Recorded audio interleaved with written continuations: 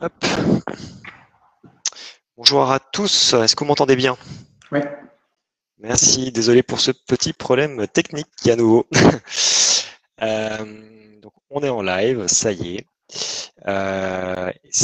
Bienvenue du coup à ce live. N'hésitez pas à nous dire si le son fonctionne bien, ceux qui sont déjà connectés au live.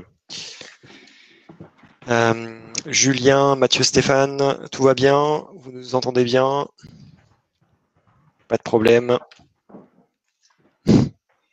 Très bien, on va attendre encore 2 petites secondes, le temps que les gens se connectent tranquillement et on va pouvoir commencer. Le son marche bien, merci Yael. Bien, bon, on va pouvoir y aller. Merci en tout cas d'être présent sur ce live, ceux qui participent. Bienvenue sur ce live donc organisé par Doc Finance sur le thème « Un conseiller en gestion de patrimoine doit-il être expert de tout ?» Donc une petite parenthèse sur Doc Finance. Donc Doc Finance, c'est la première communauté financière en France avec plus de 700 000 membres. Vous pouvez réseauter, vous pouvez retrouver des actualités spécialisées, des offres évidemment de stages, d'alternance et d'emploi, des entreprises de la finance et également des événements spécialisés en finance. Pour ce live, j'aurai le plaisir d'être accompagné par 3 intervenants. Julien Semama, conseiller en gestion de patrimoine chez Predictis, Stéphane Battistella, directeur commercial chez Crystal Finance Middle East, et Mathieu Jussefi, conseiller en gestion de patrimoine chez Banque Populaire Rive de Paris. Bonjour à vous 3, merci beaucoup d'être présents ce soir pour ce live. Le but, ça va être de débattre sur le sujet, mais également globalement sur la gestion de patrimoine en règle générale. Et évidemment, l'objectif premier de ce live, c'est de répondre aux questions des participants qui sont là, qui sont connectés sur ce live. Donc, n'hésitez pas à poser dès à présent vos questions en commentaire. On y répondra au fur et à mesure. Dans un premier temps, je vous propose une petite présentation de chaque intervenant. Et je laisse la parole en premier temps à Julien. Bonjour à tous. Donc, je suis Julien Semama, conseiller en gestion de patrimoine pour Predictis. Predictis, qui est le premier courtier assurance vie épargne en France, donc spécialiste du conseil en gestion de patrimoine pour les professionnels et particuliers. Et je suis avec Predictis en tant que conseiller en gestion de patrimoine depuis maintenant 9 ans. Merci beaucoup, Julien. Stéphane, voulez-vous vous présenter? Bien sûr, bonjour à tous. Mon nom est Stéphane Battistella. Je suis basé à Dubaï, aux Émirats Arabes Unis, où j'habite depuis une quinzaine d'années. Et donc, je suis en charge des activités à l'international du groupe Crystal, qui depuis 30 ans est spécialisé en gestion de patrimoine pour les Français, les francophones, les non-résidents. Donc il y a notre activité depuis toujours. Voilà, et puis auparavant, j'ai passé plus d'une quinzaine d'années en gestion d'actifs, en asset management, et je sais que les auditeurs de Doc Finance suivent bien l'actualité financière également, donc on aura peut-être l'occasion de revenir après. Merci beaucoup Stéphane. Et on va terminer par Mathieu pour les présentations. Alors, moi, Mathieu Jussefi, CGP depuis 2019 à la Banque Populaire Rive de Paris. Ça fait maintenant un petit moment que je fais ce métier, depuis 2007, où j'ai fait toutes mes armes dans différents établissements. Et aujourd'hui, je m'épanouis pleinement à la Banque Populaire Rive de Paris. Merci beaucoup Mathieu. Donc en attendant les premières questions, je vous propose de commencer à échanger finalement sur le sujet qu'on a aujourd'hui, donc à savoir est-ce qu'un conseiller de gestion de patrimoine doit-il être expert de tout ou peut-il être expert de tout finalement, et dans un premier temps peut-être refaire un petit état des lieux du marché de la gestion de patrimoine, comment c'est structuré, quelles sont un petit peu les différentes institutions qu'on peut retrouver, et on aura l'occasion peut-être aussi de faire une rétrospective, comment vous avez vécu l'année 2020 qui a été quand même particulière pour tout le monde évidemment, et comment vous voyez un peu 2021 et l'avenir finalement dans ce secteur-là. Julien, si vous pouvez peut-être commencer et un peu avec votre expérience en cabinet indépendant. Oui, alors, peut-on être expert de tout? Moi, en fait, si vous voulez, je suis accompagné très souvent de partenaires qui sont experts en immobilier ou experts comptables qui me permettent d'élargir mon conseil auprès de ma clientèle Et je pense que c'est essentiel parce que même si on maîtrise un très grand nombre de sujets de façon assez globale, si on a besoin de rentrer dans le détail avec le client pour l'accompagner de façon très précise, je pense que parfois être accompagné par des intervenants spécifiques à chaque solution, ça peut être un atout. Et en tout cas, moi, c'est ce que je fais avec mes clients, c'est ce qu'on pratique. Donc voilà pour cette première question. Mathieu, peut-être un avis sur la question? Alors, moi, de toute façon, je vais revenir un petit peu pour vous dire que on ne peut pas être expert en tout. C'est comment fonctionne, nous, la Banque Populaire Rive de Paris. On est une banque proche et engagée, hein, c'est nos valeurs. Du coup, on défend nos valeurs en structurant notre activité de gestion de patrimoine et dès les agences bancaires. Chez nous, on a des conseillers privés en agence qui gèrent des clients jusqu'à 150 000 euros d'avoir. Et par la suite, nous, par exemple, moi, j'interviens pour des clients de 150 à 750 000 euros d'avoir en compte. Et ensuite, vous avez la banque privée. Déjà, vous avez une première réponse à la question. On ne peut du coup pas être expert en tout, puisque au vu de nos valeurs proches et engagées, on a besoin d'experts à chaque moment de la relation. Et je pense qu'un patrimoine, il évolue dans le temps et son niveau d'expertise évolue aussi. Donc, je pense qu'il faut replacer les bons interlocuteurs à chaque fois devant les bonnes personnes. Après, je suis tout à fait d'accord avec Julien. On a le même fonctionnement, qu'on soit indépendant ou dans une banque de réseau. Il faut savoir qu'il faut être accompagné. Un client patrimonial, il a aussi des conseils, il a des experts comptables à côté de lui, il a des notaires. Je pense qu'il faut s'accompagner de tout ça pour créer un lien avec nos clients, gagner sa confiance. Hein. Je pars du principe que 80% de la relation, c'est de la confiance. Donc, je pense qu'il faut s'aider tout le monde. Donc, être expert en tout, je ne pense pas.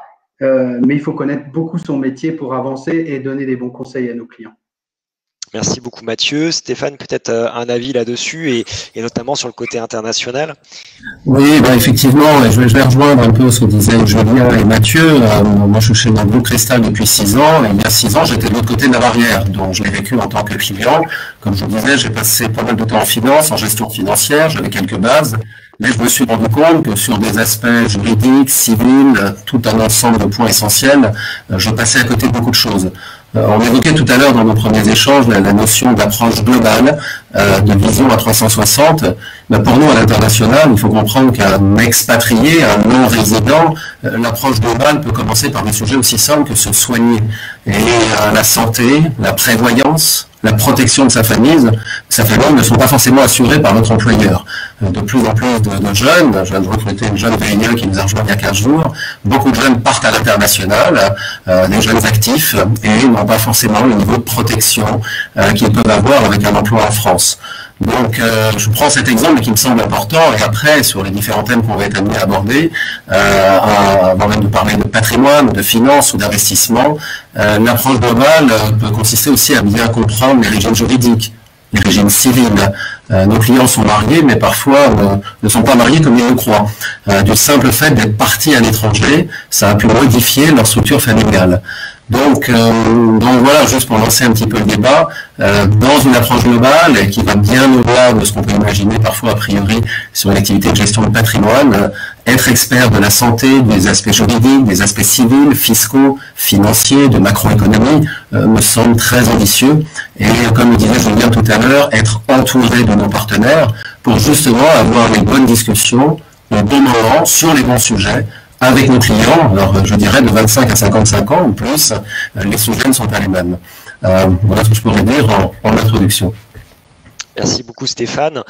Juste une petite rétrospective sur 2020. Comment vous l'avez vécu cette année 2020 au niveau du secteur de la gestion de patrimoine?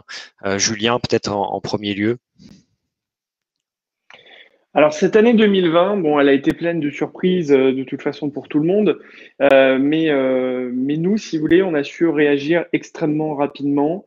Avant le 17 mars 2020, on n'avait quasiment jamais fait de rendez-vous en visioconférence avec nos clients.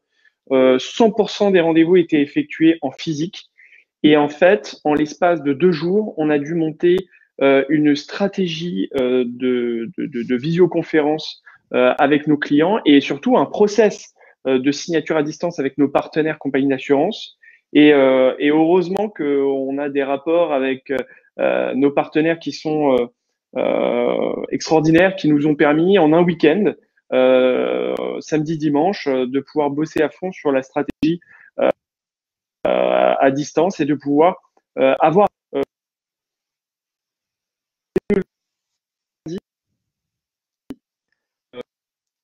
à distance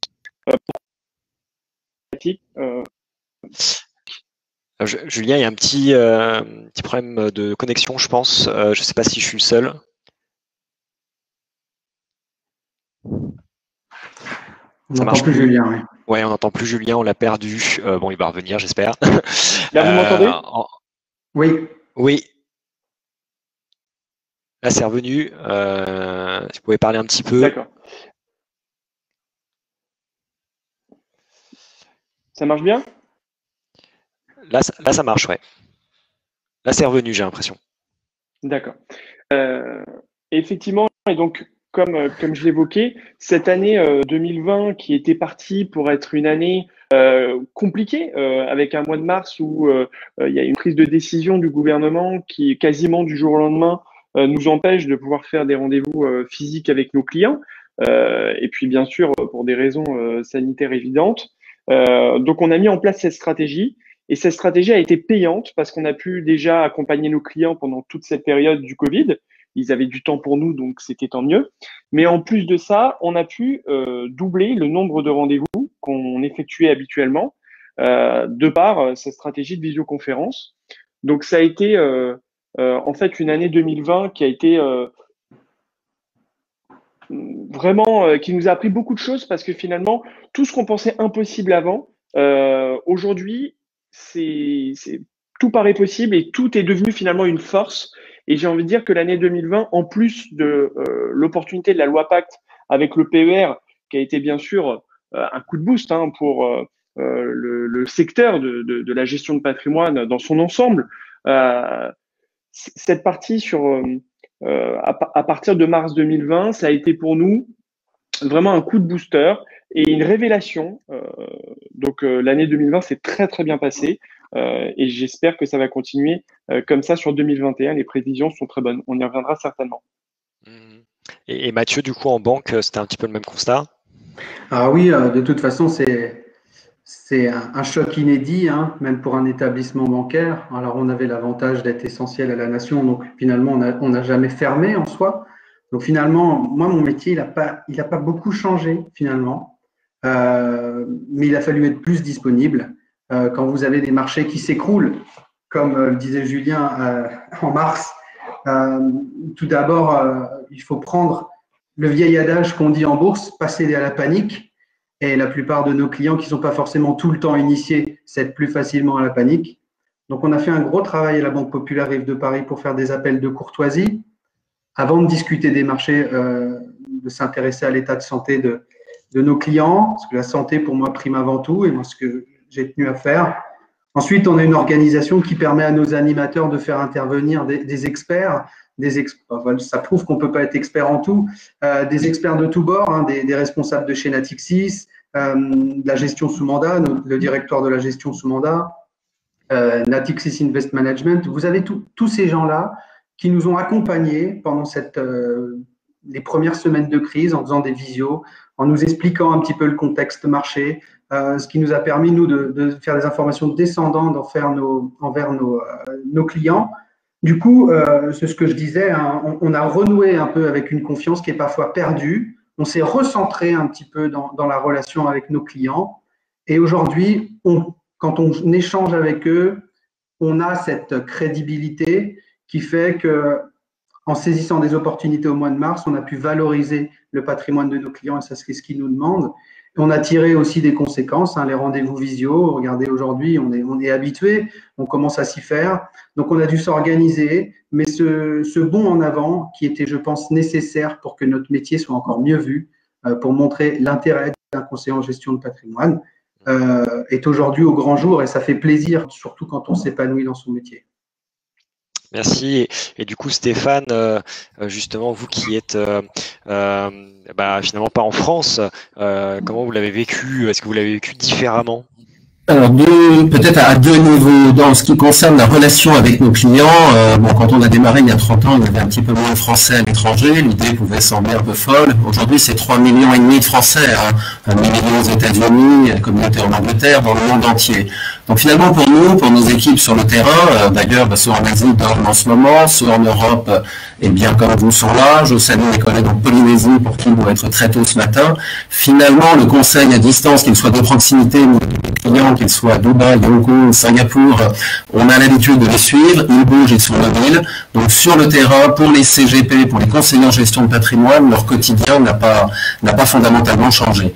Pour les équipes du siège, plus de 250 personnes dans notre siège, c'est vrai que, bien sûr, là, comme vous le disiez, Julien et Mathieu, il y a certainement peut-être eu un changement, une adaptation, on s'y est tous mis. Mais j'ai envie de dire, au final, la proximité, l'écoute, l'indépendance, je pense aux valeurs de Cristal, étaient déjà fortement présentes. Après, sur l'année 2020 en particulier, moi j'ai pu constater que pour nos clients, c'est quand même une source de stress, d'inquiétude.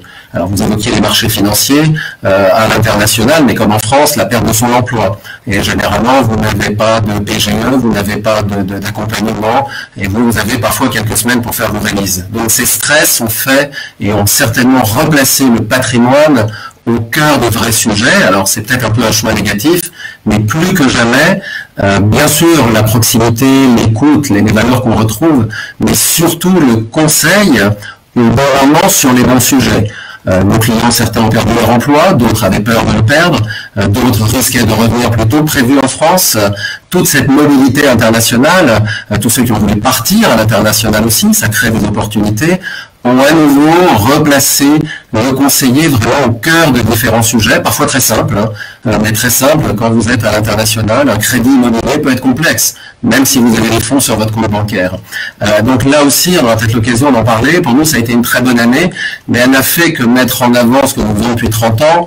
On est un petit peu vieille école chez Cristal, mais on pense que notre métier est bâti sur l'humain. Nos clients sont de plus en plus sur des réseaux, sur le digital. Ce soir, nous échangeons dans un live Facebook, pardon. Ceci dit, plus que jamais, interagir avec une vraie personne, que ça soit en présentiel. Ici, aux Émirats, on vit normalement, on peut sortir, on est dehors, donc, mais aussi, voilà, en Teams, en Zoom, ou par tous les moyens qui doivent nous permettre de répondre sur les bons sujets au bon moment. Et donc, là aussi, que ce soit avec nos clients, mais surtout des nouveaux clients, là aussi, dans le développement, c'est assez intéressant. Et l'année 2020 a été une très bonne année pour le groupe, surtout sur les volets de conseil et bien sûr de déployer les stratégies que nous préconisons. Merci beaucoup Stéphane, merci beaucoup à vous trois pour cette rétrospective de 2020. Donc on va pouvoir commencer à répondre aux questions puisqu'on en a reçu quelques-unes déjà. Et on va commencer par celle de Sonia qui demande en fait comment s'organise un rendez-vous de découverte client.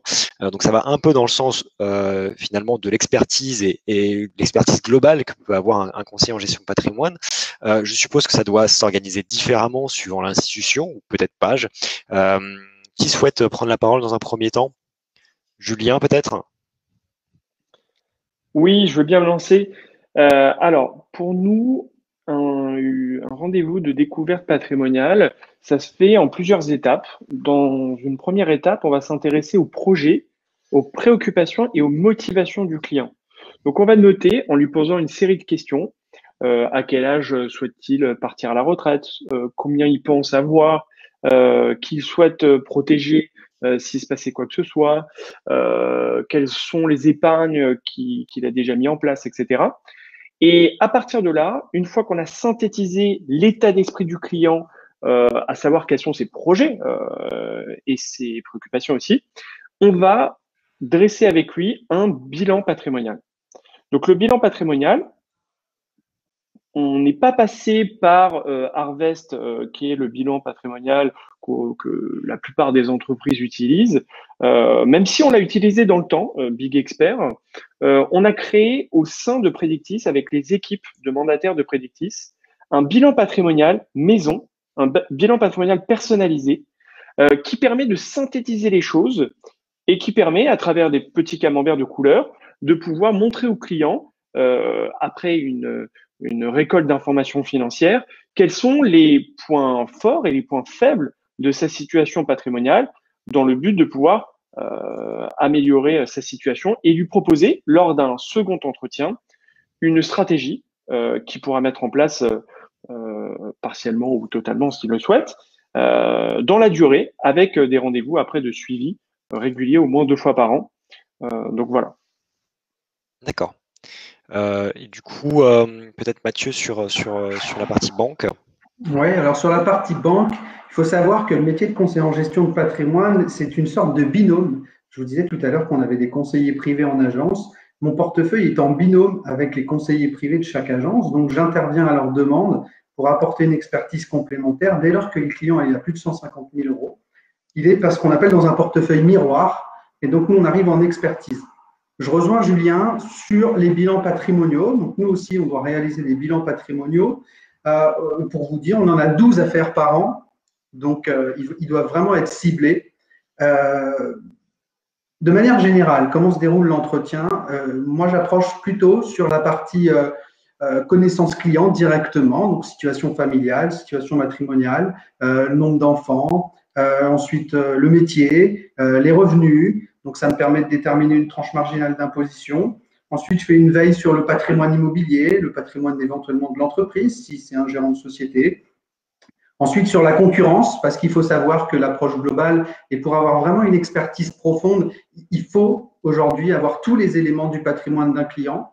Il ne faut pas l'oublier, ça, parce qu'on peut se tromper de conseil si on n'a pas une vision globale, et je pense qu'il faut le dire aux clients aujourd'hui. C'est pas du voyeurisme bancaire, entre guillemets, mais c'est vraiment avoir une approche globale sur son patrimoine. Et ensuite, sur les objectifs. Les objectifs, c'est le maître mot, en fait, de nos clients. Et ça, si vous ne répondez pas aux objectifs, vous pouvez faire n'importe quel rendez-vous, il ne se passera jamais rien. Le principal dans notre métier, c'est ça. C'est répondre aux objectifs de nos clients avant tout, avant de placer l'assurance vie, la prévoyance, comme on pouvait en parler tout à l'heure. Ça découle d'un objectif. La retraite, la fiscalité, tout ça, c'est au cœur du jeu. Et du coup, voilà comment on approche, nous, nos clients. Et quand ils nécessitent une expertise complémentaire, on fait des bilans patrimoniaux qui sont ensuite corrigés. Nous, on fait Big Expert, du coup, avec Harvest. Et ensuite, ces bilans sont corrigés par nos animateurs. On peut les remettre aux clients. Donc, un bilan nous prend à peu près 1 mois, entre guillemets, entre le temps où on le fait, on l'édite et il est corrigé. Donc, voilà en gros comment se passent nos entretiens à la Banque Populaire Rive de Paris. Merci beaucoup. Et du coup, chez Cristal, comment ça se passe? Et côté international, comment ça se passe? Alors, dans la découverte client, c'est un moment essentiel, je pense qu'on sera tous d'accord. Donc, on a besoin de temps, généralement minimum, je veux dire moins 1 heure à 1 heure et demie. Souvent, ça peut durer plus longtemps parce qu'on se connaît. Déjà, très souvent, nos clients peuvent avoir des idées préconçues sur certaines de nos activités. Ils peuvent venir comme je disais tout à l'heure, pour un sujet de santé, de prévoyance, de crédit, d'immobilier. Ils peuvent venir parce qu'ils ont un ami qui a fait quelque chose avec nous. Parfois, ça peut être un membre de leur famille. Donc, il y a tout un moment où on doit leur expliquer un petit peu ce que nous faisons, les missions dans lesquelles nous intervenons. Dans le monde anglo-saxon, par exemple, et parfois nos clients ont été exposés, même des Français, quand vous voulez parler d'impôts, de taxes, vous parlez avec un tax advisor. Quand vous parlez de droit, vous parlez avec un avocat. Quand vous parlez de banque, vous voulez parler avec un banquier. Donc, expliquer à nos clients, alors parce qu'on a aussi beaucoup de clients binationaux, donc ça arrive de plus en plus souvent, c'est que nous intervenons sur l'ensemble de ces sujets, et c'est pas toujours évident. Donc, le premier point, c'est déjà bien expliquer les domaines sur lesquels on peut intervenir. Bien évidemment, on ne va pas intervenir sur tout.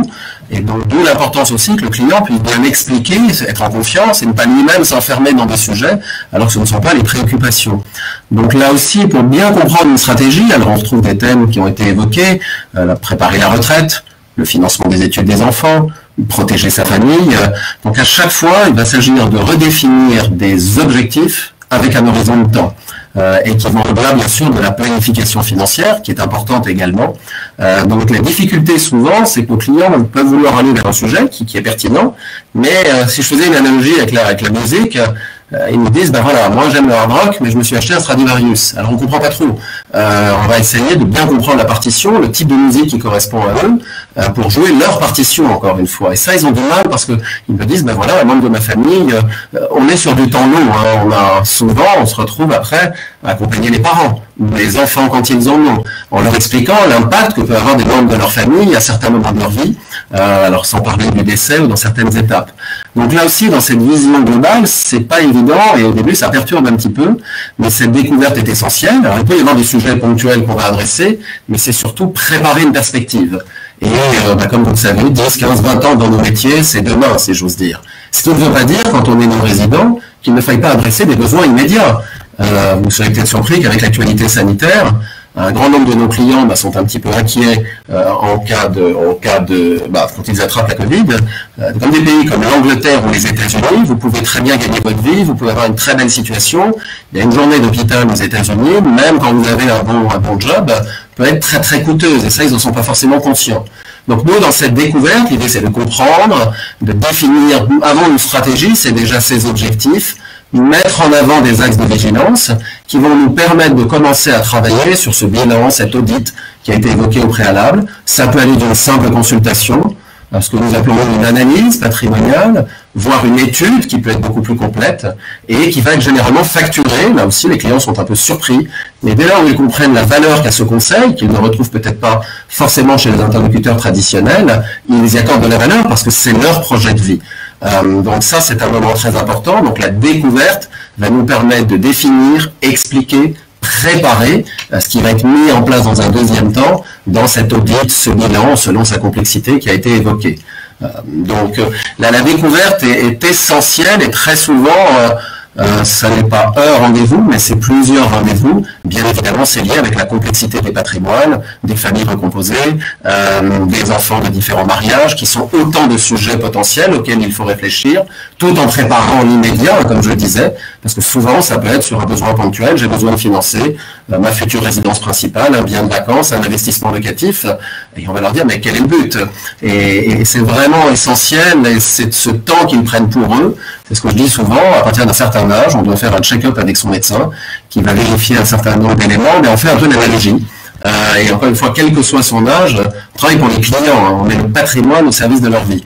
Et ils n'en sont pas toujours conscients, ou alors ils le résument à des investissements, ou à une dette, ou à un crédit, alors ça va bien au-delà, un patrimoine de survie, hein, j'en reviens sur ce temps long, ça c'est quelque chose qui est essentiel, et je pense qu'on en prend conscience, mais qu'on soit entrepreneur en France, salarié, ou cadre, dirigeant, cadre sup à l'international, mais aussi jeune actif, on est un peu livré à soi-même. Et ce que je peux constater à l'international, c'est qu'on pose rapidement un certain nombre de questions, mais j'ai l'impression que c'est la même chose aussi en France, en tout cas ce que j'entends dans les jeunes qui arrivent à l'international. Merci beaucoup Stéphane. Je pense que ça a été une question bien répondue en tout cas et complète au niveau de la réponse. On va passer à une autre question.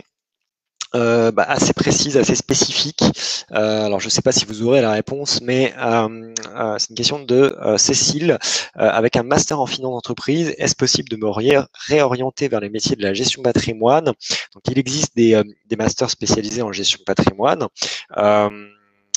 Mais est-ce que effectivement, quand on n'a pas fait un master en gestion de patrimoine, mais qu'on a fait un master dans un autre domaine de la finance, donc là, finance d'entreprise, audit, expertise comptable, finalement, est-ce que c'est possible de basculer? Est-ce que d'ailleurs c'est un plus?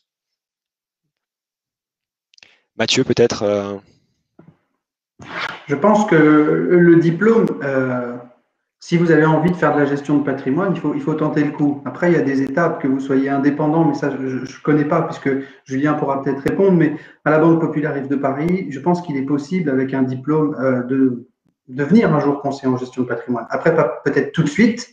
Je pense qu'il faut prendre de l'expérience, peut-être être en agence, hein, voir un petit peu le métier, comment se passe, et ensuite se diriger vers le métier de la gestion de patrimoine. Il faut savoir que à la Banque Populaire Rive de Paris, dès lors qu'on passe dans des métiers d'expertise, on doit être diplômé. Donc, on reprend nos études. Donc, c'est pas avec parce que c'est important de maîtriser les dernières techniques patrimoniales et il faut toujours se mettre à jour. Et donc, la Banque Populaire Rive de Paris encourage beaucoup de formations et notamment des masters. Hein. Pour ma part, je passe un master 2, vous voyez, cette année en gestion de patrimoine avec transmission spécialité transmission du dirigeant de l'entreprise.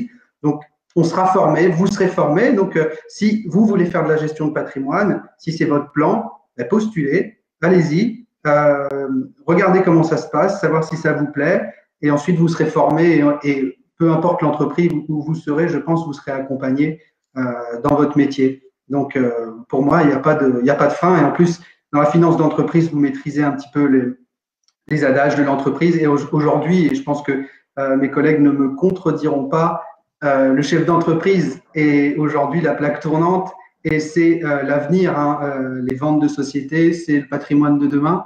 Donc, c'est avoir déjà une expertise dans la finance d'entreprise et même dans l'entreprise en elle-même, comment fonctionne une entreprise.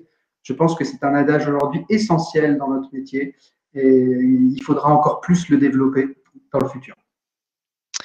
Merci beaucoup. Donc, du coup, comment ça se passe en cabinet indépendant? Est-ce que c'est mieux de faire un master en gestion de patrimoine directement? Est-ce que finalement d'autres masters en finance sont aussi possibles et encouragés?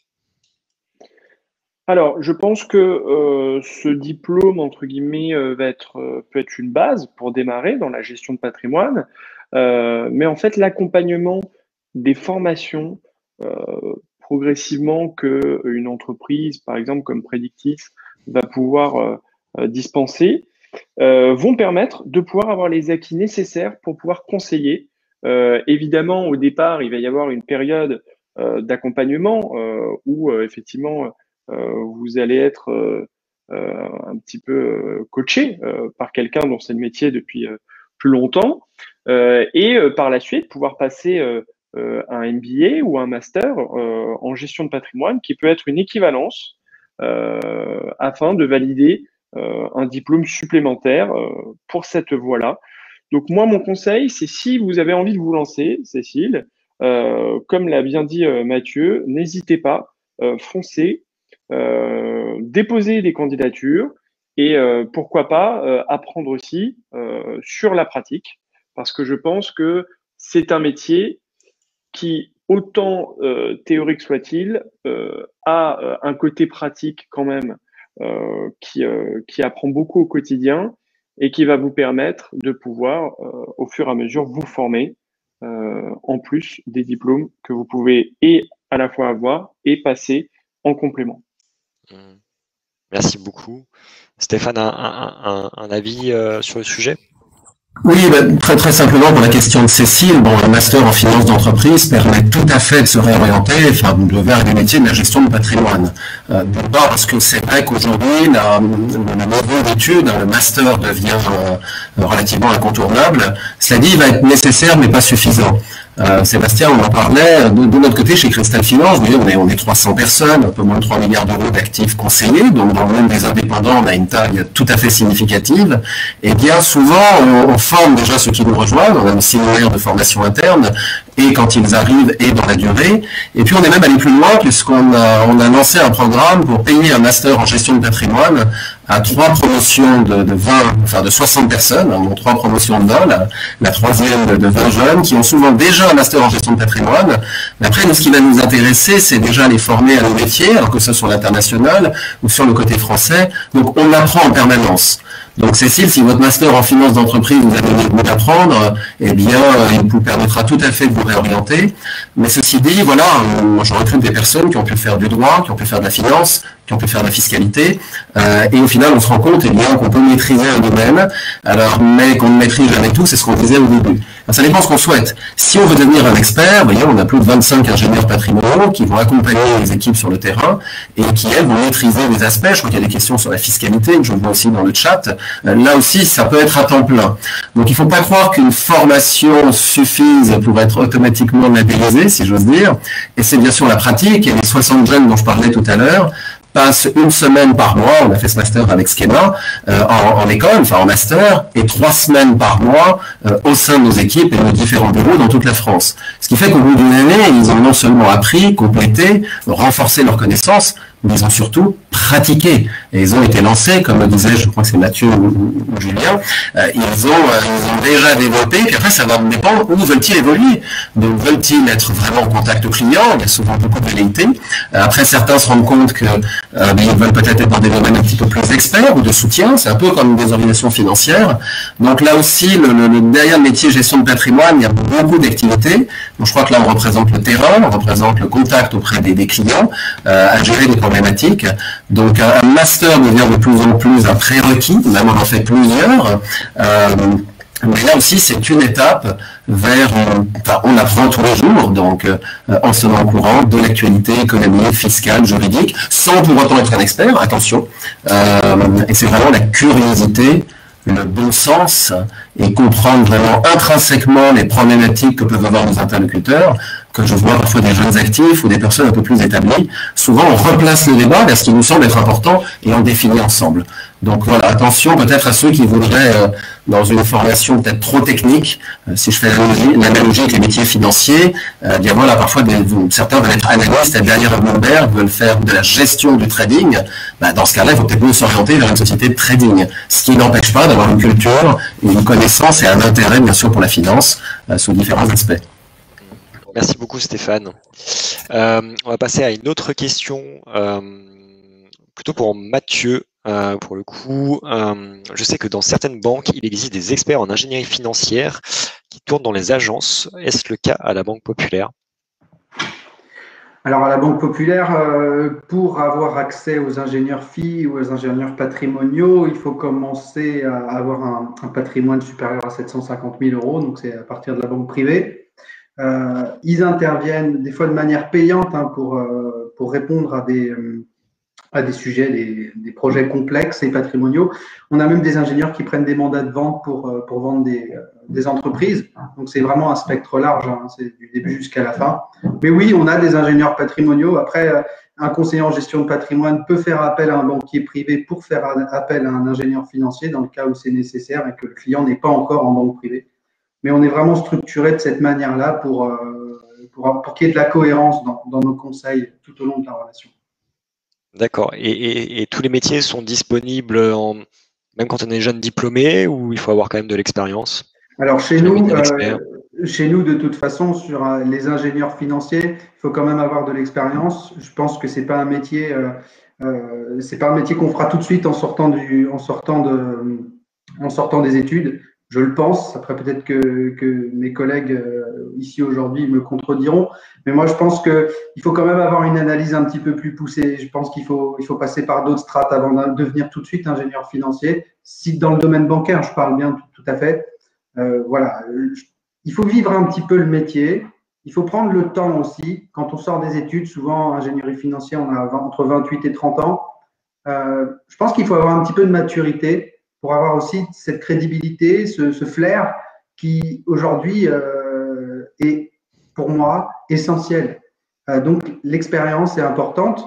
Donc oui, vous pourrez un jour devenir ingénieur financier, mais peut-être se faire les armes un petit peu. C'est un petit peu ce qu'on disait tout à l'heure, hein. Il faut se faire les armes, faut se diplômer, oui, il faut avoir la connaissance, oui, mais il faut aussi être confronté à la réalité du terrain. C'est ça qui nous fait grandir, c'est ça qui nous fait aussi des fois avoir des échecs. Et souvent, quand on sort des études, on se dit qu'on n'aura jamais d'échecs, mais la carrière se construit aussi autour des échecs. Et l'expérience et cette fibre sur la gestion de patrimoine, je pense qu'il mérite un petit peu d'ancienneté. Donc voilà, mais oui, on pourra devenir ingénieur financier, mais voilà, il y a d'autres choses avant de découvrir, quoi. Il faut prendre le temps un petit peu. Merci beaucoup Mathieu. Et du coup, j'ai une question, alors plus pour Julien et Stéphane sur la partie indépendant. Avec la complexification réglementaire, comment faire pour être accompagné quand on est CGP indépendant? Donc déjà, est-ce qu'il y a une complexification réglementaire qui se produit actuellement? Et comment on fait quand on est indépendant pour être accompagné à ce niveau-là? Alors, c'est une vraie question. Dernièrement, effectivement, ça fait 2 ans qu'on parle de la réglementation et les petits cabinets se font racheter par les gros cabinets et les indépendants s'affilient à un réseau comme par exemple Predictis. Alors, la réglementation, certes, a beaucoup évolué, elle continuera d'évoluer. Et en fait, Predictis est depuis 2014 ISO 9001, qui est une norme de qualité et de management par la qualité. Et on veille à ce que tous nos process soient déjà extrêmement qualitatifs, mais en plus validés d'un point de vue réglementaire. Donc, on a tout un service juridique qui travaille à accompagner les conseillers en gestion de patrimoine indépendants de Predictis, qui sont des mandataires. Et donc, en fait, pour moi, par exemple, à titre personnel, de m'être rattaché à ce réseau depuis quasiment 10 ans, ça me permet de pouvoir produire sereinement sans me préoccuper de tout l'aspect réglementaire que j'aurais dû gérer en fait par moi-même si j'avais été seul, sans une entité derrière. Donc je pense qu'aujourd'hui, c'est une question, merci de l'avoir posée d'ailleurs, parce que je pense que c'est une question primordiale en 2021. Très bien. Merci Stéphane. Peut-être un mot là-dessus. Stéphane, est-ce que vous nous entendez? Non? Est-ce que quelqu'un m'entend? Ouais. Mais Stéphane, ça marche pas? Bon, on viendra à la question peut-être après. Oui, je rejoins. Enfin, la complexification réglementaire fait qu'effectivement, oui, je vous entends. Ça ne passe pas? Si, c'est bon. Il y a juste un petit décalage. Si, c'est bon. Ça ne passe pas? Si. Non, si. Toujours pas? Bon. Donc, ce que je disais, la complexification réglementaire, il y a un petit décalage. Donc, le réglementaire est effectivement un vrai sujet, et donc je répondrai tout simplement que depuis plus de 10 ans, de nombreux CGP indépendants travaillent avec nous, partageant les mêmes valeurs, le respect d'un client, ce que représente un client pour un indépendant, et très souvent, quand leurs clients partent à l'international, qu'il n'ait pas de présence à l'international, j'ai vu qu'il y avait une question, peut être un premier point, mais connaître le droit, connaître les spécificités, ce qui s'appelle le DIP, le droit international privé. Donc très souvent, on va travailler en tandem, ils vont continuer à avoir la gestion de leurs clients, mais ils vont nous confier certains aspects qu'ils ne maîtrisent pas pour garder la conservation de leurs clients. Et sur ce qui est de la formation, ben voilà, nous formons nos équipes, comme je le disais, et on fait des formations aussi pour d'autres cabinets qui viennent chercher chez nous des expertises spécifiques. Ça peut être sur de l'immobilier, sur du crédit, qui est un sujet très complexe. Donc, nos propres formations, on en fait bénéficier des cabinets qui veulent travailler avec nous, un petit peu comme une logique de plateforme, mais pas plateforme au sens produit du terme, mais vraiment conseil, et pouvoir continuer à accompagner leurs clients de manière globale. Je ne sais pas si vous m'entendez. Oui, ça marche. Allô? Ouais, il y a toujours un petit décalage. Oui. Ouais. Merci Stéphane, vous aviez terminé, du coup. C'est bon. Merci beaucoup. On va passer à une nouvelle question. Annabelle qui nous pose la question. J'aimerais bien savoir comment se mettre à la page de la fiscalité chaque année, s'il existe des formations de ce type. Est-ce que vous êtes au courant de cette partie? Julien, peut-être? Alors oui, déjà, il y a une réglementation qui s'appelle DDA, qui effectivement impose un nombre d'heures de formation chaque année pour obtenir le renouvellement du numéro d'immatriculation ORIAS. Le numéro ORIAS, c'est le numéro qui permet à tous les intermédiaires financiers de pouvoir proposer des produits d'assurance et des produits financiers. Et pour pouvoir conserver ce numéro d'immatriculation ORIAS et continuer d'exercer, il faut valider un certain nombre d'heures. Alors, la question, c'est est-ce qu'il y a des formations qui sont proposées? Alors, vous avez des organismes de formation qui sont divers et variés. En tout cas, au sein de Predictis, on organise des formations réglementaires quasiment tous les mois pour nos conseillers, pour se remettre à la page, parce que vous n'êtes pas sans savoir que on est en France, la fiscalité et les règles du jeu évoluent tout le temps, et on a besoin d'être vraiment aux dernières nouvelles. Donc effectivement, il y a des formations très régulièrement qui sont proposées. Merci beaucoup. Je suppose qu'en banque, on est plutôt bien accompagné à ce niveau-là. Oui. Au-delà des brèves qu'ils peuvent avoir, on a aussi des points formation et le DDA, comme l'a très justement dit Julien. On est tous soumis aux mêmes règles, finalement, qu'on soit indépendant ou dans un réseau. Donc, on est très accompagné sur ces domaines-là. On a aussi, avec Harvest, accès à la PatriTech chez nous, qui nous permet toujours d'aller consulter les nouveaux dispositifs fiscaux. On a quasiment accès à tout, justement même le BOFIP par l'intermédiaire de nos animateurs pour des questions vraiment spécifiques. Non, vraiment, voilà. Après, pour les formations, oui, on a des formations sur la fiscalité, c'est inéluctable. Tous les ans, on a aussi une petite formation qui nous permet de se remettre à jour, où on est évalué même en fin d'année. Donc, c'est comme ça nous permet d'avoir une formation en continu toute l'année. Et puis, il y a une petite, à la fin, un petit contrôle, savoir si on a bien fait, si on est bien rigoureux. Donc oui, on est suraccompagné dans ce domaine-là, mais c'est primordial, la fiscalité dans notre métier. Donc oui, et d'ailleurs, c'est une très bonne question. Après, il faut savoir être curieux aussi. Vous avez sur ImpôGouv, faut être curieux, il faut aller voir aussi par soi-même, parce qu'il y a les formations, mais il y a aussi cette curiosité dans le métier qui fait que pour être à la page, il faut aussi se renseigner beaucoup par soi-même. C'est comme ça qu'on apprend aussi. Il n'y a pas que les formations. Les formations, c'est technique. Après, quand vous êtes en face d'un client, il faut lui répondre du tac au tac. C'est aussi savoir dire « je ne sais pas ». Donc voilà. Mais c'est une bonne question, oui. Et chaque année, la fiscalité, on est ultra formé dans le domaine bancaire là-dessus.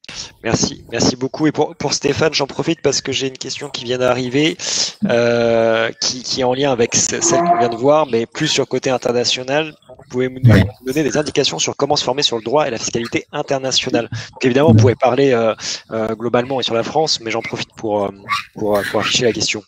C'est une très bonne transition, Sébastien, parce que à ce qui vient juste d'être dit, nous on rajoute une couche supplémentaire du fait d'habiter à l'étranger. Vous avez en plus ce qu'on appelle des conventions fiscales internationales.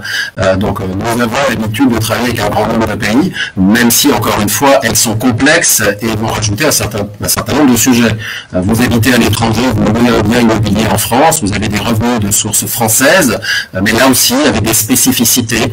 Donc en répondant à la première question et pour venir sur la deuxième, mais voilà, on a une équipe d'une vingtaine d'ingénieurs patrimoniaux, donc pour une société indépendante, c'est significatif. Certains plutôt spécialisés en fiscalité côté entreprise, d'autres côté particulier, avec la couche de conventions fiscales que j'évoquais. Donc c'est d'une grande complexité, mais j'ai envie de dire aussi à ce stade-là, c'est pas forcément la problématique immédiate d'un non-résident. Alors pas uniquement parce qu'il a une fiscalité clémente, bon aux Émirats elle est très agréable, même s'il y a plein d'autres impôts indirects, ça c'est un autre sujet, mais pour autant c'est vrai que dans sa carrière il va bouger, il va revenir temporairement en France avant de repartir à l'international, parfois se fixer définitivement en France.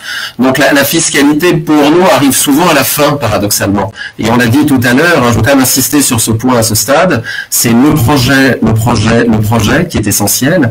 Après, on va déployer une stratégie avec un certain nombre d'investissements qu'on a pu évoquer. Bien sûr, on va optimiser la fiscalité, mais très souvent, on fait tout à l'envers. Ce qui ne veut pas dire ne pas se former, ne pas se tenir au courant. Et pour revenir à la question qui était posée tout à l'heure, eh bien voilà, on peut se former sur un certain nombre d'outils dédiés, d'outils à la disposition des gérants de patrimoine. Mais plus que la théorie, ce que veulent nos clients, c'est la pratique. Et très souvent, ils viennent nous voir avec des consultations fiscales qui sont tout à fait pertinentes et faites par des grands cabinets et qui sont fiscalement justes, mais qui ne sont pas toujours patrimonialement pertinentes, et d'un point de vue juridique, et d'un point de vue projection et de projet. Donc je vais revenir sur comment se former sur le droit et la fiscalité internationale.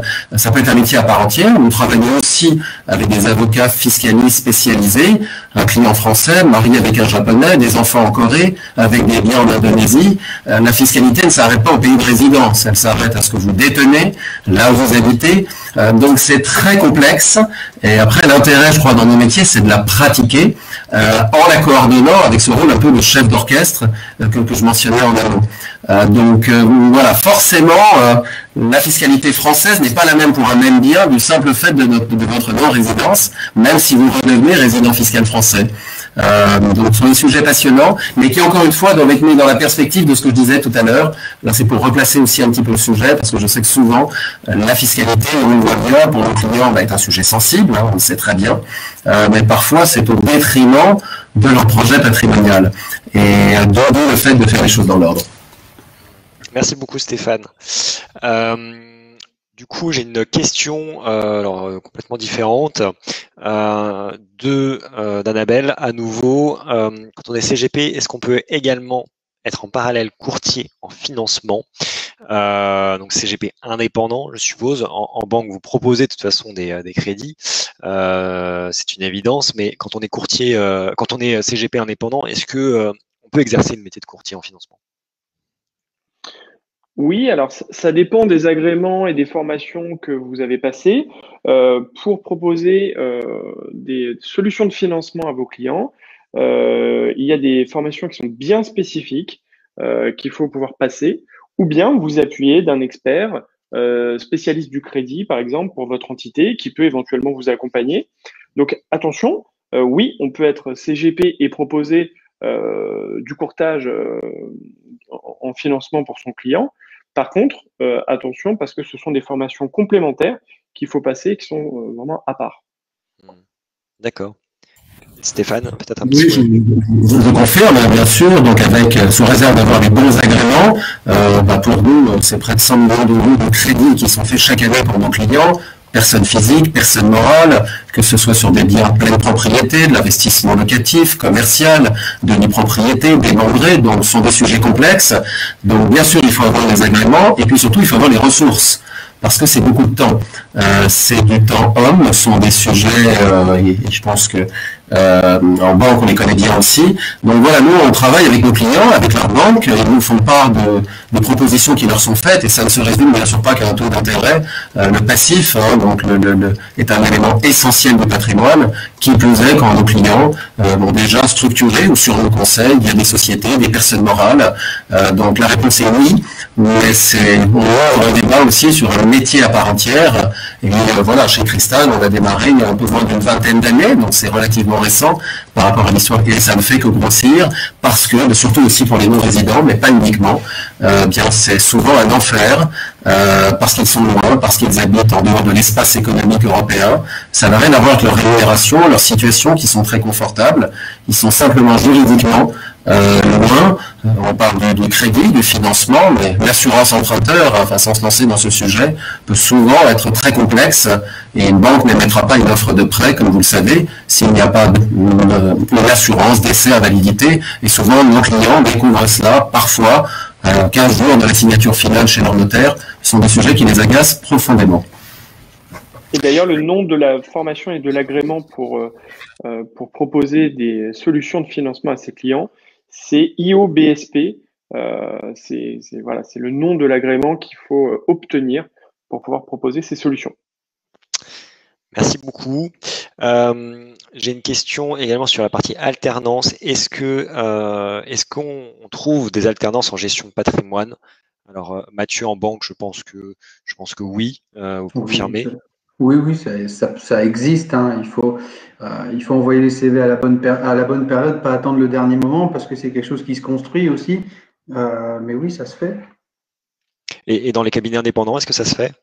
Est-ce que ça se trouve? Oui, bien sûr. D'ailleurs, on a recruté dernièrement des alternants qui ont intégré certaines équipes et certains services. D'ailleurs, je recommande beaucoup l'alternance. C'est, je pense, une solution pour pouvoir découvrir le métier de la gestion de patrimoine dans son ensemble, savoir ce qu'on veut faire, savoir ce qu'on ne veut pas faire également. Il y a aussi la possibilité de faire des stages. Je pense que les stages sont une porte d'entrée vers les entreprises qui, moi, en tout cas, à titre personnel, m'ont permis de découvrir ce secteur d'activité et qui permettent de savoir ce qu'on veut faire ou ne pas faire. Et Stéphane, du coup, peut-être pas international, mais... Non, mais je peux confirmer, comme je disais tout à l'heure, nous, non seulement on utilisait déjà des alternants venant de différentes formations, et puis, comme je le disais, on a payé un master en gestion de patrimoine à 60 jeunes, en leur faisant passer 3 semaines par mois dans nos bureaux depuis 3 ans. Donc, entre ceux que nous, enfin, j'allais dire, ça va au-delà, puisqu'encore une fois, on finance une partie de leurs études, sont un investissement important pour eux, mais il faut renouveler aussi nos forces vives, et puis aussi, parfois, récemment, une jeune personne nous a rejoint après avoir été en alternance avec un de nos alternants, si j'ose dire. Donc, bien sûr, enfin, je crois que c'est une formule qui, dans nos métiers, est vraiment précieuse aussi bien pour l'entreprise que pour l'alternant qui pratique, en tout cas quand c'est plusieurs semaines par mois, ce qu'il a pu voir pendant ses études. Et ça nous permet aussi de voir un peu moins là où il veut évoluer. Je reviens à ce qu'on disait tout à l'heure, je suis d'accord, être jeune peut être un petit peu compliqué, avoir quelque chose de un peu de bouteille, de la pratique, peut aider. Et à la fois, on peut voir certaines personnes qui, après peut-être 10, 15 ou 20 ans, ne sont pas forcément prêtes, si j'ose dire, à aller sur le terrain. Et inversement, on voit des jeunes, alors c'est plus complexe, bien sûr. On a un peu une expression au sein du groupe Cristal, quand je dis crever un plafond de verre, c'est très positif. Et encore une fois, bien sûr, ils ont besoin d'être entourés et d'être accompagnés en interne avec un grand nombre de ressources. Après, ça dépend de leur talent, de leur envie, de ce qu'ils ont envie de faire. Il n'y a pas de carrière toute faite. Certains voudraient s'improviser en gestion de patrimoine et se rendre compte que, en gestion de patrimoine, voilà, on peut être en contact client, c'est souvent très enrichissant. Mais là, il faut savoir là où on veut être bon et comment on veut exercer son talent. Donc, je suis un petit peu contrariant sur l'âge, mais je suis d'accord qu'avoir de la bouteille aide forcément, et l'expérience est utile. Mais on voit des jeunes qui, à moins de 30 ans, on a une jeune personne dont je parlais tout à l'heure, je ne sais pas si elle nous écoute, à moins de 25 ans, nous a rejoint, rencontre déjà des clients, s'intéresse, est très curieuse, mais bien sûr est en apprentissage intensif, et on grandit aussi avec ses clients, bien évidemment. Merci beaucoup. Et on va donc du coup répondre à la dernière question qui est plus pour Stéphane. Alors peut-être que Julien et Mathieu auront aussi un avis là-dessus, mais pouvez vous... Non, alors c'est pas celle-ci, pardon, excusez-moi. Hop. Voilà, c'est celle-ci de Thomas. Peut-on exercer son métier de CGP à l'international? De quelle manière et quels sont les endroits les plus propices, Stéphane? Alors, oui, bien sûr, je ne vais pas vous dire le contraire, exerçant ce métier depuis 30 ans à l'international, donc la réponse est oui. Alors attention, l'aspect réglementaire existe aussi à l'international. Déjà en France, et nous sommes bien placés chez Cristal pour le savoir, puisqu'il y a les agréments qui ont été mentionnés tout à l'heure, d'IBSP, de CIF, etc., font partie de nos agréments. Puis à l'international, vous rajoutez une complexité supplémentaire, que vous soyez aux Émirats, que vous soyez à Hong Kong, à Singapour, je ne parle même pas des États-Unis, où là vous avez en plus une réglementation internationale qui vient se rajouter à celle que vous avez, surtout si vous traitez une clientèle française, franco-étrangère. Voilà, avant de répondre à la dernière partie sur les endroits les plus propices, je veux vraiment, Thomas, vous mettre non pas en alerte, encore une fois, puisque nous on accompagne, on forme, alors certains peuvent après vouloir se lancer, mais les licences sont un coût, les agréments locaux, et ne pas y répondre peut vous exposer à des sanctions très fortes comme celles qu'on peut connaître en France. Voilà, dans cette question, je vois aussi la notion d'agrément qui est très importante. Alors après, quels sont les endroits les plus propices? Je ne me surprendrai pas. C'est vrai que là où il y a des communautés françaises importantes, eh bien, alors là, sous réserve de l'aspect réglementaire, sur la côte ouest aux États-Unis, il y a quelques entreprises dans la Silicon Valley, qui sont assez performantes. Je pourrais parler de New York, mais ça c'est ancien. Les Émirats, c'est un peu plus récent. Ça fait une quinzaine ou une vingtaine d'années. Hong Kong, Singapour. Et moi qui voyage souvent, il n'y a pas un lieu où je viens, une grande communauté française plus ou moins importante. Et plus que le volume, c'est vrai qu'avec déjà il y a 25 ans, chez Cristal, aux Émirats, nous étions présents et nous travaillions avec une communauté qui était beaucoup plus petite. Donc en fait, pour répondre à votre question, je n'ai pas parlé de l'Afrique aussi, je ne sais pas si mes collègues m'entendent. Donc voilà, les Français, les francophones sont très présents dans le monde entier, souvent appréciés. Je crois s'expatrient de mieux en mieux. Donc c'est très dur de répondre à cette question. Et puis il y a souvent un projet personnel. Nos conseillers à l'international ont pu avoir, par leurs affinités, par leur enfance, par leurs envies, on ne s'improvise pas du jour au lendemain à partir en Angleterre, en Espagne, alors même si l'Europe est relativement proche. Donc là aussi, c'est une réflexion qui va dépendre de chacun, de son souhait. Donc souvent, j'essaie de bien la comprendre, et puis je pense que bien faire ses classes déjà dans son pays ou dans un lieu proche, après il peut y avoir des aspects très personnels, se retrouver à 16 heures d'avion n'est pas toujours évident, sans parler de l'actualité sanitaire. Donc c'est quelque chose qui se mûrit, qui se réfléchit, qui peut se faire aussi avec son conjoint. Donc voilà, c'est un vrai projet de vie, un projet personnel à côté du projet professionnel, bien sûr. Merci beaucoup en tout cas. Donc on arrive au terme de ce live je vous propose de dire peut-être chacun un petit mot de fin, une astuce ou quelque chose que vous souhaitez dire tout simplement aux participants du live. Mathieu, vous voulez commencer peut-être?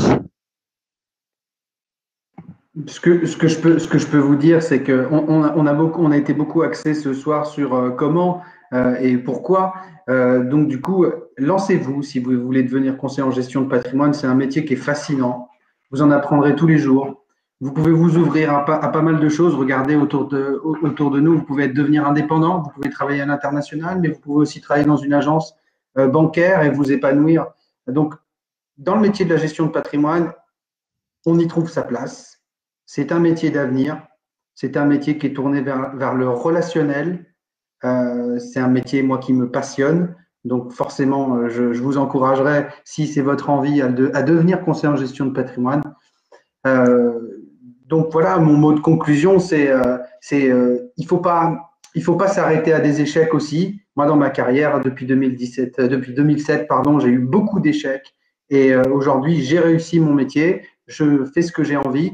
Et donc, ne restez pas sur vos échecs et construisez-vous autour de ça et vous vous épanouirez de plus en plus dans votre carrière. Voilà ce que je voulais dire pour le mot de la fin.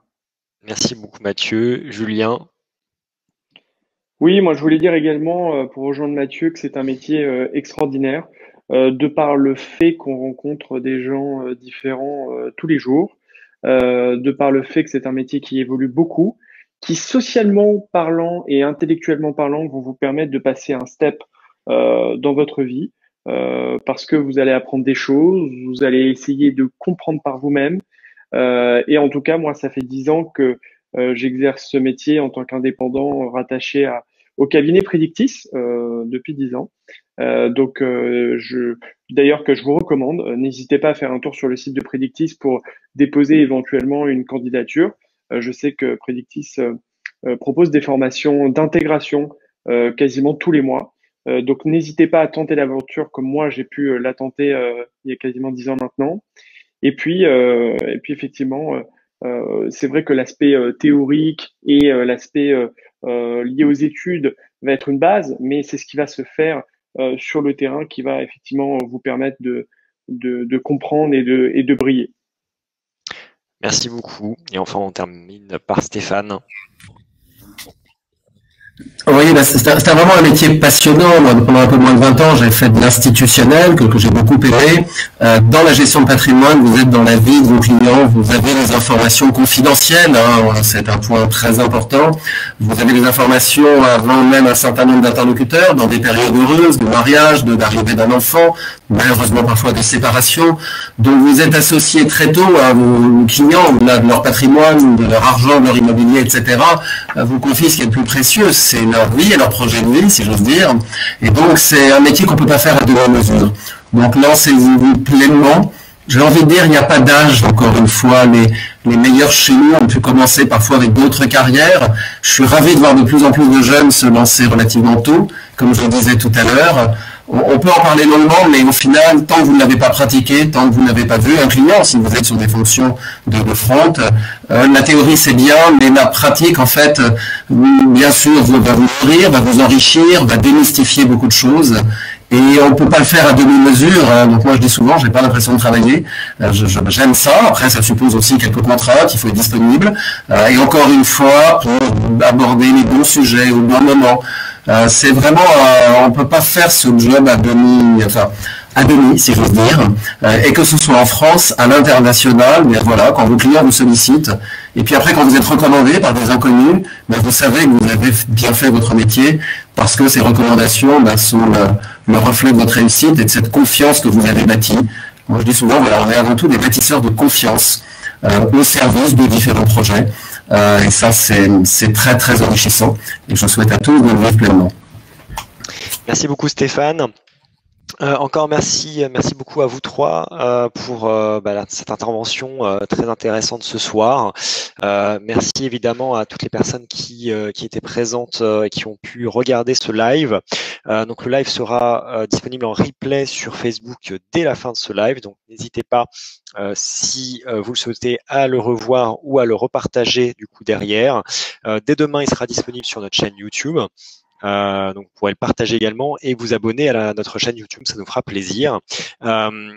Également, donc les trois entreprises qui étaient présentes ce soir, donc Predictis, Cristal Finance et Banque Populaire Rive de Paris, sont présentes sur Doc Finance avec leur page. Vous aurez l'occasion du coup de regarder un petit peu ce qu'elles font, des actualités spécialisées justement sur la partie finance, gestion patrimoine. Donc n'hésitez pas à regarder un petit peu finalement avant que vous postuliez aussi, vous intéresser aux entreprises. Ça sera toujours ça de gagner sur vos futurs entretiens.